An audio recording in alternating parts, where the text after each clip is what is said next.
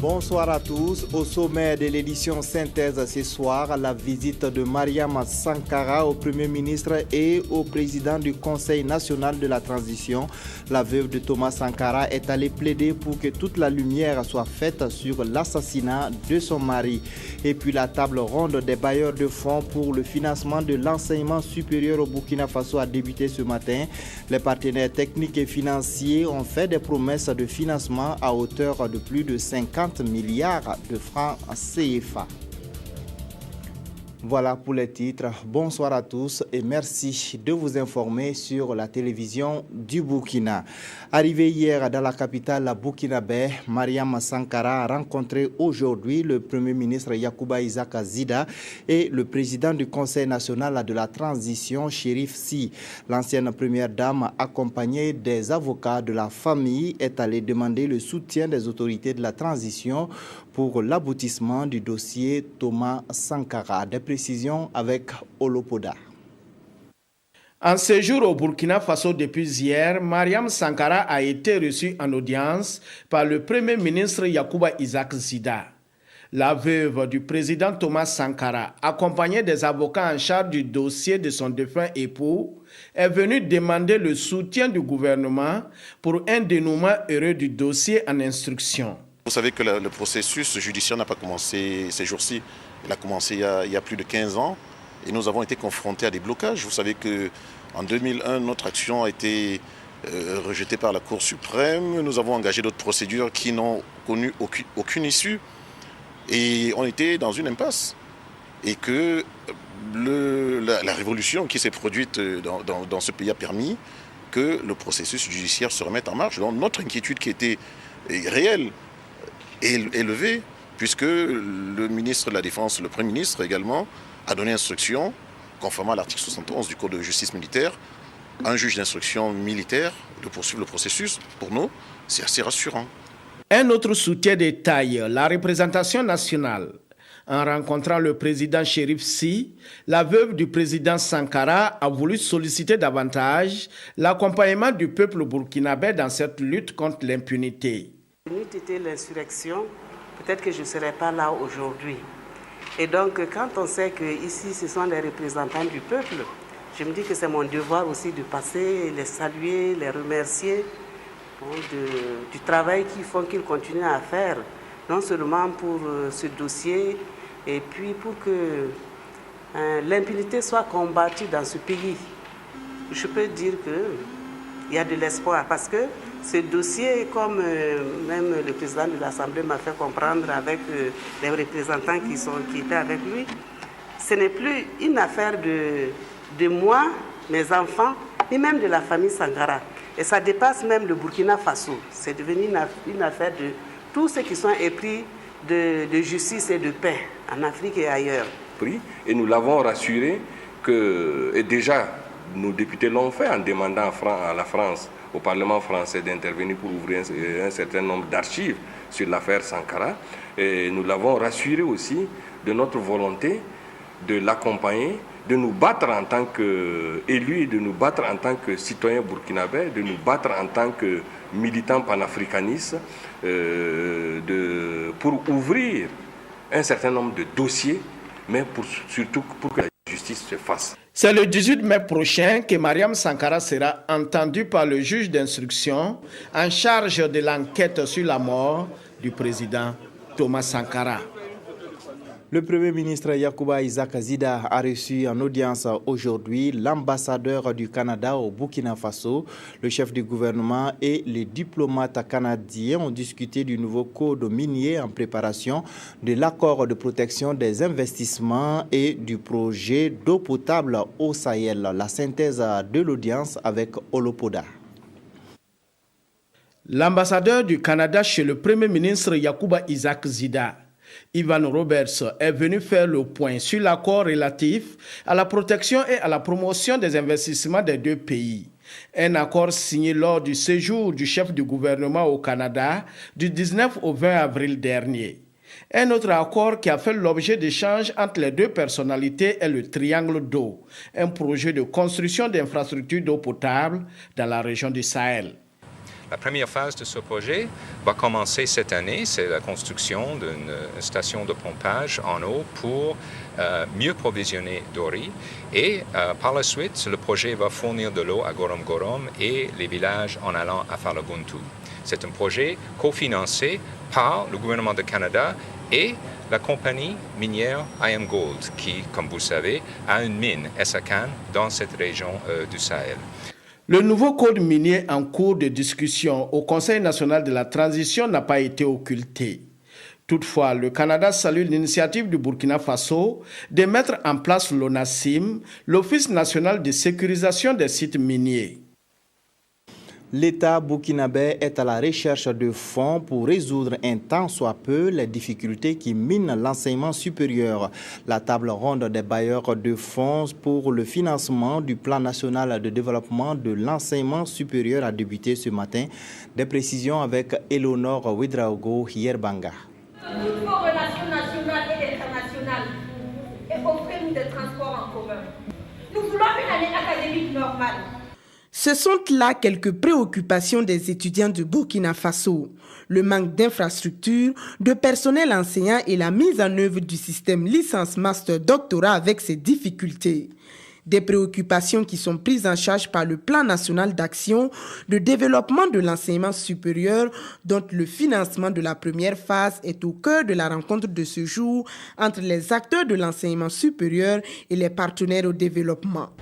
Nous espérons que nos partenaires techniques et financiers vont mettre la main à la poche et qu'ils vont soutenir ce plan d'action afin que, enfin, au Burkina, on puisse avoir un enseignement supérieur de qualité pour que, bien sûr, notre pays puisse se construire avec des étudiants qui ont des conditions de vie et d'études assez acceptables. Le besoin du gouvernement se chiffre à environ 147 milliards de francs CFA, soit 25% du financement de la dite phase. Avec à leur tête la Banque mondiale, les partenaires nationaux et internationaux disent être prêts à soutenir le gouvernement burkinabé pour une éducation de qualité. Le développement du capital humain est critique et fondamental pour le développement du Burkina Faso. Nous avons entendu ce que les étudiants ont dit et nous espérons que après cette table ronde, nous serons en mesure de mobiliser les ressources nécessaires pour soutenir le secteur et pour soutenir le développement durable de Burkina Faso. Le plan national d'action de développement de l'enseignement supérieur pour sa première phase va mettre l'accent sur la disponibilité des infrastructures dans les universités. Le PNADS, qui comporte 3 phases, vise à terme la disponibilité d'un référentiel de programmation des actions de l'enseignement supérieur pour son développement qualitatif et quantitatif. Le secrétaire permanent du plan d'action de développement de l'enseignement supérieur revient sur les acquis de cette table ronde. Il s'est dit confiant puisque plus de 50 milliards de francs CFA ont déjà été mobilisés sous forme de promesses. On écoute au micro de Peggy Ouedraogo, le secrétaire permanent Kirsi Armand Ouedraogo. Nous pouvons dire que, en tout cas, dans les annales de l'histoire du financement et de l'enseignement supérieur, on n'a jamais vu un don aussi instantané et prompt au niveau donc de cet ordre d'enseignement. Donc on a pu, séance tenante, recouvrer près de 51 milliards de francs CFA, équivalent de 104 millions de dollars US. Et pour le reste, nous sommes confiants parce qu'il y aura un comité de suivi qui sera mis en œuvre pour suivre justement les recommandations et les conclusions au cours de cette table ronde.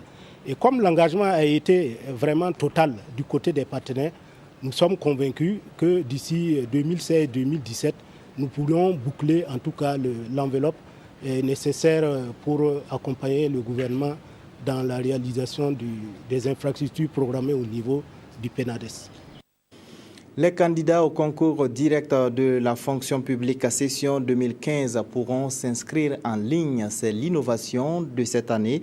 Devant la presse ce matin à Ouagadougou, le ministère en charge de la question a présenté le calendrier du dépôt des dossiers et du dépouillement des épreuves. Des précisions avec Hortense Evelyne Yelemou. À cette conférence de presse, 2 points sont à l'ordre du jour. L'organisation des concours directs session 2015 et la présentation de la plateforme d'inscription en ligne. Innovation majeure de cette année, la plateforme e-concours a été initiée depuis 2013. C'est seulement cette année que sa mise en œuvre voit le jour. Pour la phase pilote, un seul concours est concerné, celui de la magistrature. Le choix de ce concours se justifie essentiellement par 3 raisons. D'abord, il s'agit de tester la plateforme avec un effectif assez réduit pour s'assurer qu'elle est bien fonctionnelle.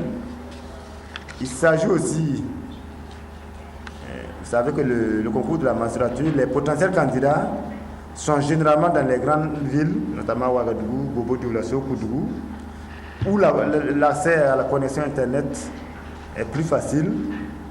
Et il y a comme troisième raison, il y a aussi le niveau de connaissance aussi de l'outil informatique pour ces candidats que nous estimons plus élevé que si on allait les tendre à expérimenter avec un concours niveau BPC ou autre. Et pour ce faire, le candidat devra débourser la somme de 800 francs CFA, coût du SMS, pour s'inscrire en ligne. Il devra ensuite suivre certaines pour valider son inscription. Vous avez des contacts, e-mail et numéros de téléphone sur le site web. Donc, en cas de souci, vous pouvez contacter pour l'assistance. Si cette phase pilote est concluante, la plateforme se verra appliquée aux autres concours. En attendant, ce sont plus de 600 000 candidats qui prendront part au concours direct 2015. Plus de 9 000 postes sont à pourvoir et l'opération de réception des dossiers de candidature va se dérouler du 19 au 29 mai dans les 45 chefs-lieux de province. Les activités du levé géophysique aéroporté du quart nord-est du Burkina Faso ont été officiellement lancées. Plus de 53 800 km² seront survolés par des avions adaptés dans le cadre de cette étude financée par la Banque mondiale et dont le but est d'attirer les investisseurs par l'identification de nouvelles zones à haute potentialité minière. Abdel Aziz Yagibou. 4 mois d'études du sous-sol à partir des airs pour mieux identifier les potentialités minières du Burkina. À l'aide de 2 aéronefs de ce type, spécialement équipés pour des levées géophysiques aéroportées, ces techniciens de l'entreprise multinationale Geotech Airborne Limited promettent être à la hauteur de la mission à eux confiée par le ministère burkinabé des Mines. Mission qui consiste à survoler les régions du centre, du plateau central, du centre-nord, de l'est et du Sahel burkina en vue de collecter des informations utiles à la mise à jour de la cartographie géologique du pays. Nous allons survoler le quart nord-est du Burkina Faso à une altitude de 80 mètres environ. C'est une étude très technique. Nous allons enregistrer le magnétisme et la spectrométrie à cette altitude-là sur toute la zone, sur un quadrillage de 400 mètres. Donc la zone est quadrillée par des profils de 400 mètres par 4 km. L'opération s'inscrit dans le cadre du projet d'appui au développement du secteur minier. Un projet financé à hauteur de 900 millions de francs CFA par la Banque mondiale.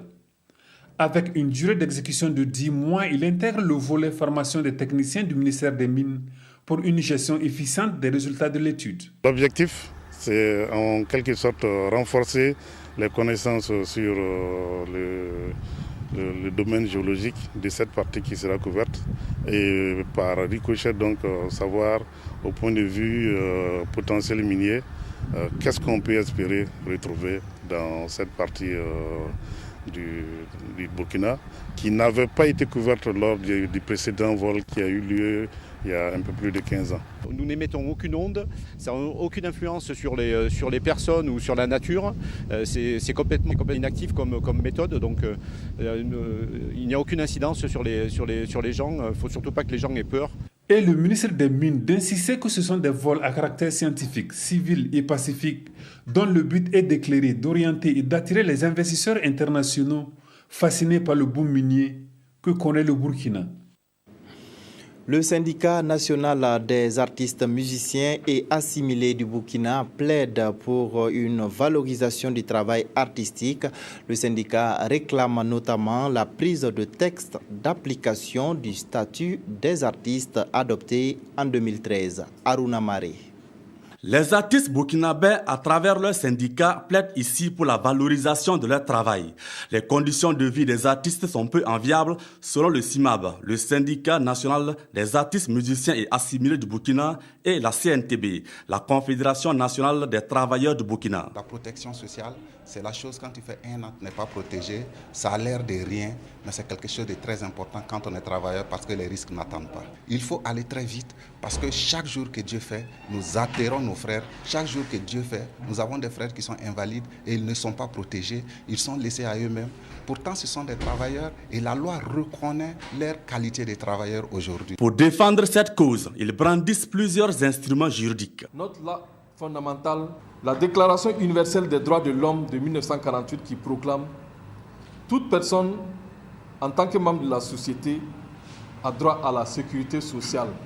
Le pacte international relatif aux droits économiques, sociaux et culturels. La recommandation de l'UNESCO sur la condition de l'artiste. Le traité instituant la conférence internationale de la prévoyance sociale. Le CIMAB et la CNTB invitent le département en charge de la culture et celui du travail et de la sécurité sociale à examiner leurs requêtes. Les artistes attendent aussi les textes d'application de leur statut. Et le monde de la musique est en deuil. Le roi du blues, B.B. King, a tiré sa révérence à l'âge de 89 ans. Le légendaire guitariste, compositeur et chanteur américain compte plus de 50 albums à son actif. Malade du diabète, il avait été hospitalisé en avril pour déshydratation.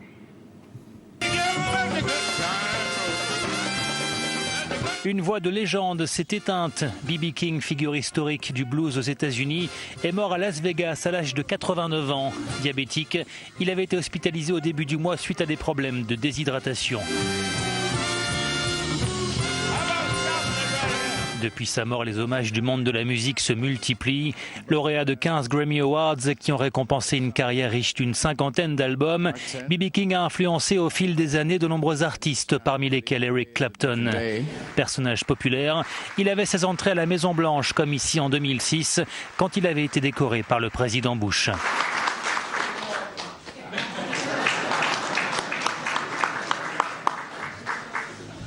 10 ans plus tôt, c'est au Vatican que la star du blues avait été conviée.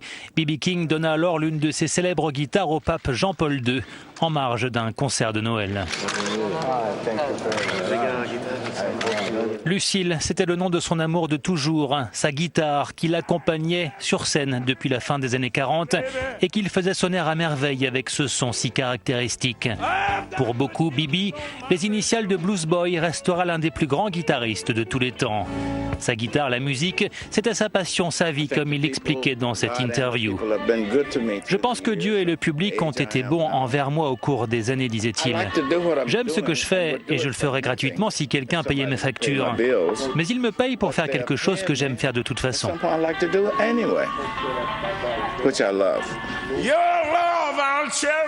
En 2004, B.B. King avait joué aux obsèques de son ami Ray Charles. Les légendes disparaissent, mais leur musique, elle, ne meurt jamais.